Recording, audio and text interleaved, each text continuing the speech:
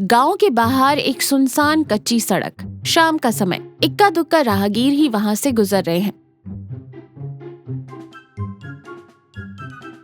रमैया अपने पुराने लकड़ी के ठेले के पास अकेला उदास खड़ा है। ठेले पर लिखा है रमैया देसी चिली चिकन। पास ही सुब्बा राव का बड़ा ढाबा है, सुब्बा राव मिलिट्री होटल। रमैया अपने आप से बुदबुदाते हुए चिकन काटते हुए कहता है, इस रास्ते पर लोगों का आना जाना वैसे ही कम है। आज तो एक भी इंसान नहीं आया। माँ की दवाइयों और इस टूटी झोपड़ी की छत के लिए पैसे कहाँ से लाऊंगा भगवान।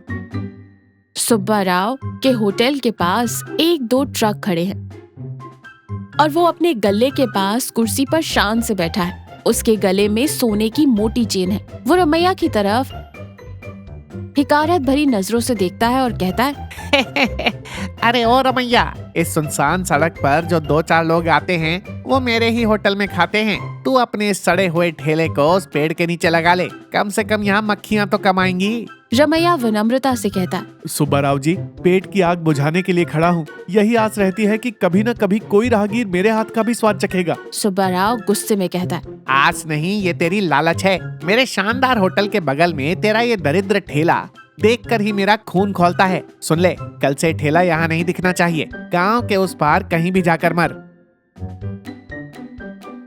रात का समय, रमैया की छोटी सी झोपड़ी, एकदम सन्नाटा। एक मिट्टी का दिया जल रहा है। उसकी बीमार मार सुशील अम्मा एक पुरानी खटिया पर लेटी खांस रही हैं। रमैया उनके पैर दबा रहा है। अम्मा खांसते हुए कहती हैं, क्या हुआ रमैया, आज भी कोई नहीं आया? उस सुब्बा राव ने फिर से तुझे ताने मारे? कुछ नहीं माँ, उस रास्ते पर मुसाफिरों ने आना ही छोड़ दिया है। कल मैं शहर जाकर आधा मुर्गा ही लाऊंगा और फिर से अपनी किस्मत आजमाऊंगा। तुम चुपचाप दवा खा लो। बेटा, तेरी मेहनत एक दिन रंग जरूर लाएगी। तेरे हाथों में जो देसी मसालों का जादू है ना, वो सुब्बा राव के मिलावटी ढाबे में नहीं है। अगला दिन, वही सुनसान कच्ची सड़क, कोई नहीं है।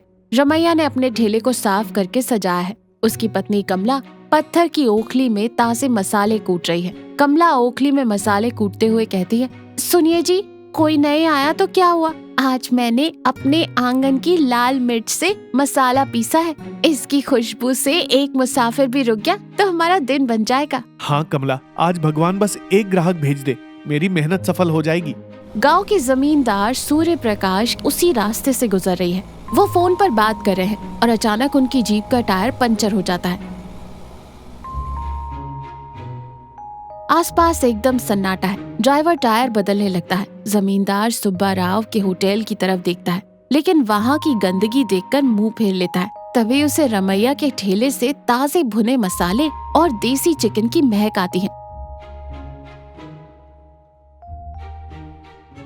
जमींदार करीब आते हुए कहता है, रमैया, गाड़ी ठीक होने में समय लगेगा।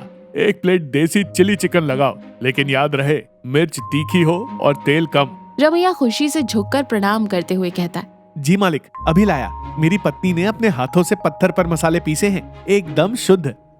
उस शांत माहौल में जमींदार चिली चिकन का पहला टुकड़ा खाता है। उसके चेहरे पर आश्चर्य और गहरी संतुष्टि आ जाती है। वाह रमैया, क्या स्वाद है, एकदम असली देसी मसालों का जायका। शहर के बड़े होटलों में भी मैंने ऐसा स्वाद नहीं चखा। रमैया हाथ जोड़कर कहता है, ये आपकी कृपा है मालिक। रमैया, कल मेरी हवेली में शहर से 2-3 बड़े अधिकारी आ रहे हैं। बहुत ही खास और छोटी सी दावत है। उन्हें तुम्हारे हाथ का यही देसी चिली चिकन परोसना है। ये लो 10,000 रुपए एडवांस। रमैया आंखों में खुशी के आंसू लिए कहता है, जी मालिक, मैं अपनी जान लगा दूंगा।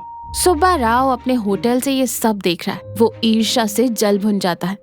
तभी उसका नौकर चंद्रम उसके पास आता है। सुब्बा राव चंद्रम से कहता है, देखा तूने, जमींदार साहब मेरा होटल छोड़कर उस भिखारी रमैया के ठेले पर खा रहे हैं और उसे हवेली की दावत का ठेका भी दे दिया। हाँ मालिक, कल की दावत में उसी को खाना बनाने का हुक्म मिला है। सुब्बा राव साजिश रचते हुए कहता है, नहीं, अगर उन अधिकारियों ने रमैया का खाना खाया तो पूरे गांव में उसका नाम हो जाएगा। चंद्रम आज रात को वो मसाले पीस कर रखेगा, किसी की नजर में आए बिना उस मसाले के बर्तन में, समझ गया ना? उसी रात रमैया का घर, सब सो रहे हैं। घर के बाहर खाना पकाने के लिए तैयार किए गए मसाले मिट्टी के बर्तन में रखे हैं। चंद्रम अंधेरे में छुपता छुपाता आता है और रमैया के मसालों में कड़वे नीम के बीज का पाउडर और रेत मिला देता है। चंद्रम कुटिल मुस्कान के साथ खुद से कहता है, अब खिलाना कल जमींदार को अपना देसी चिली चिकन। अगली सुबह जमींदार की हवेली। माहौल बहुत शांत और गरिमामय है। रमैया और कमला ने अपना खाना तैयार कर लिया है। शहर से अधिकारी आते ही होंगे।